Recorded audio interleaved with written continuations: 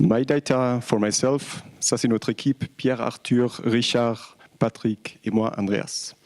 Notre problème, comment la ville peut rendre les données des citoyens de manière intelligible?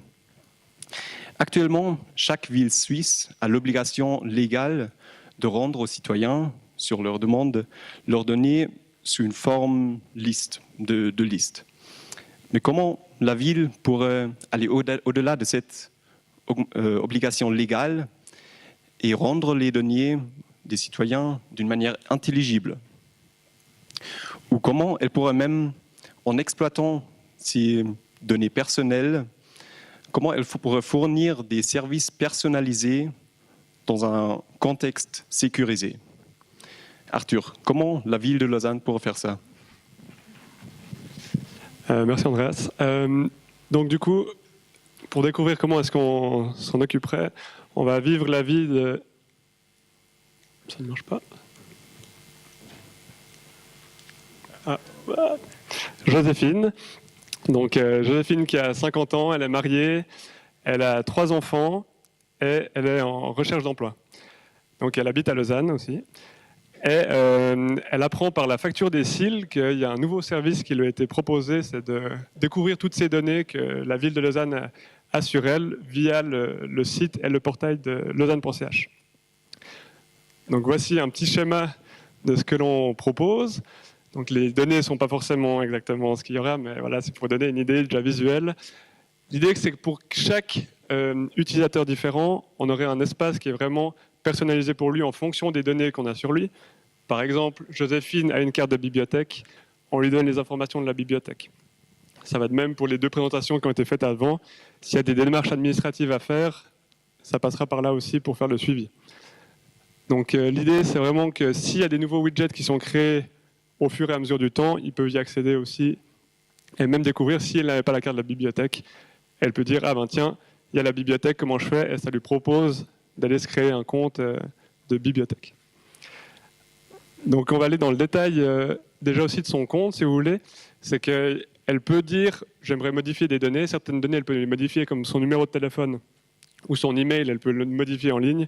Mais d'autres, elle devra faire des demandes via le guichet virtuel, comme toutes les autres actions qu'on peut faire, par exemple, avec le service des habitants.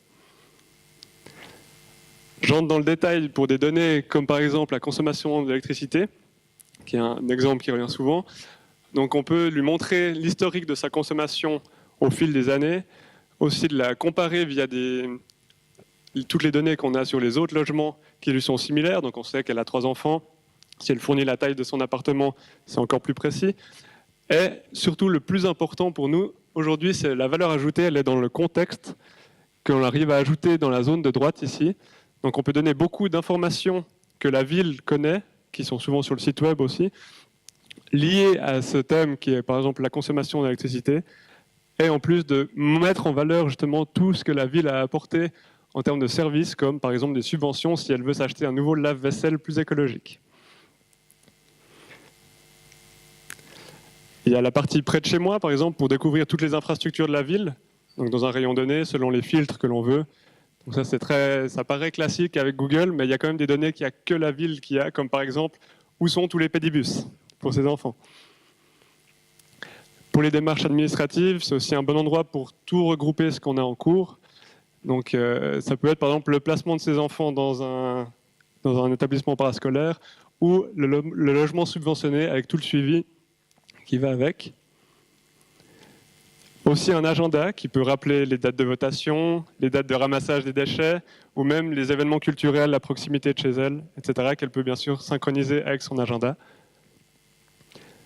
Et le petit bonus, c'est qu'en fait, les données, on ne les trouve pas uniquement dans le portail personnalisé, c'est qu'une fois qu'elle est loguée et authentifiée sur le site de la ville, quand elle se balade dans les différentes thématiques, on peut automatiquement lui donner, par exemple ici, la qualité de l'eau de son quartier, et lui rappeler aussi ses données. Donc elle n'a pas besoin d'aller forcément sur la plateforme pour ça. Donc, quel est l'impact de ce projet? Pour Joséphine, elle sait maintenant très bien quelles prestations de la ville sont pertinentes pour elle. Pour la ville, elle peut faire briller ses prestations devant les habitants Et pour la planète, ça réduit l'empreinte écologique de la ville.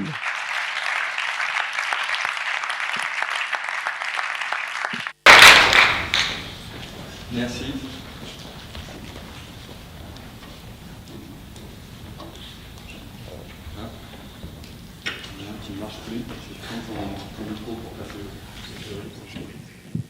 Question du jury.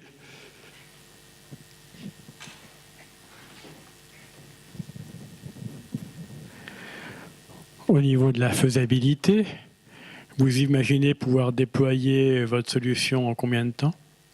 Alors, notre projet, il s'inscrit dans des projets qui sont déjà existants. En fait. Donc, ça dépend aussi un peu des autres projets. Donc, il y a un projet de la ville qui est de créer des sessions sécurisées, des sessions connectées sur le site web. Donc, ça, c'est un projet dans lequel ce projet se place. Un autre projet, c'est du côté du canton, l'authentification des citoyens.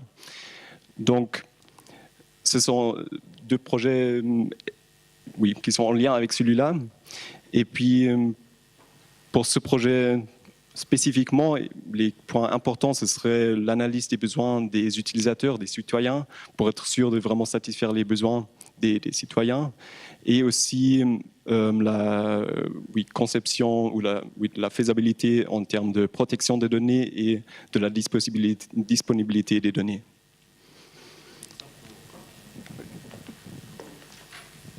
Pour répondre à ta question, on a estimé par rapport à ce qu'on a présenté ici à peu près 3 années hommes.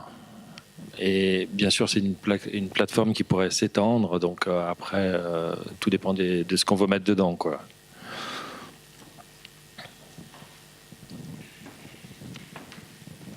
Oui, autre question. Merci. Vous avez presque anticipé ma question, qui c'était comment vous allez contrôler que Joséphine est vraiment Joséphine. Alors, en fait, dans ce qu'on a fait là, il y a un projet séparé pour l'authentification forte. Donc là, on a exclu pendant ces 2 jours cette partie-là, puisque on estime que c'est un autre projet. Ce qui est sûr, c'est qu'on doit authentifier de manière forte Joséphine, sinon on ne peut pas exposer ces données, c'est sûr. Est-ce que vous avez envisagé que votre projet il puisse s'intégrer à terme dans l'application Lausanne en poche, dans la mesure où il y a des projets où maintenant on développe des applications de ville, où dans le fond l'application elle dialogue de manière personnalisée avec le citoyen ?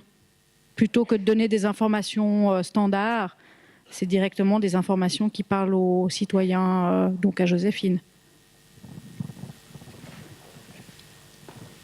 Alors, il y a encore un autre projet qui n'est pas encore en cours, qui est un concept qui a été discuté en interne de la ville, du service de la communication, qui est un concept d'avoir un portail ou un écran de bienvenue une fois qu'on se logue dans le site web. Donc, ces widgets qu'on a montrés là, elles seraient bien placées dans ce contexte-là. Donc, ça dépend un peu du projet de ce contexte logué qui est en train d'être conceptualisé à la ville. Donc, si ce projet il se place aussi dans l'app, ce sera aussi intégré. Oui.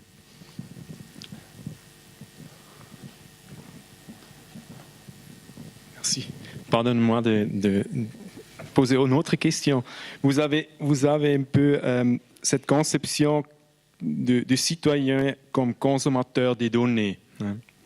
Est-ce que vous avez aussi réfléchi à l'inverse, le citoyen comme fournisseur des données?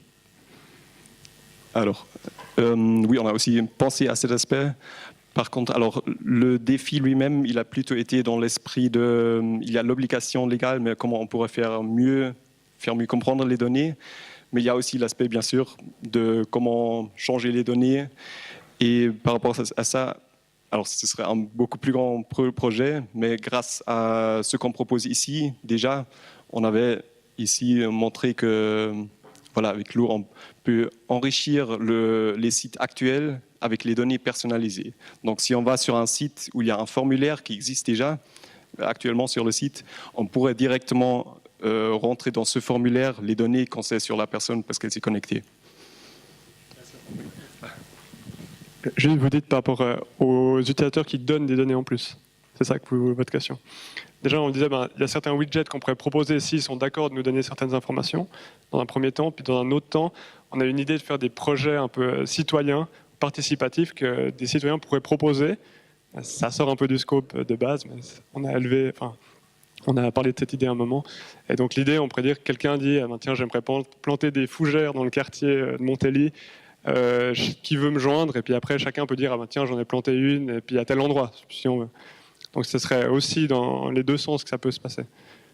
Mais on aimerait aussi que les données que les utilisateurs, enfin les citoyens donnent, ils sentent que ça leur donne aussi il y a un retour sur investissement, si je peux me permettre.